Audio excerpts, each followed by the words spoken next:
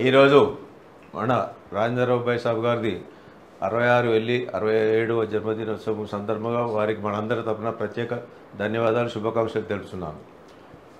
గత ఒక 15 రోజుల కింద మేము అంటే 15 రోజులు కాదు కానీ దాదాపు నెల రోజులే మేము Padmanayaka new AC hall construction చేస్తామని చెప్పి అందరికి తెలిసిన విషయమే.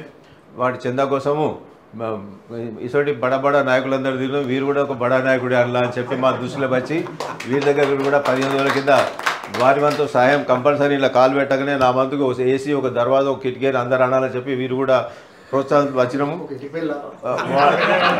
వారే ఫీల్ఫుల్గా ఆ రోజు వారే ఫీల్ఫుల్గా నా యొక్క బర్త్డే 17వ తారీఖు నాడు ఉన్నది, మీరు తప్పక రండి, మంచిగా స్వీట్ తినిపిస్తా చెక్ ఇస్తా అని అన్నారు.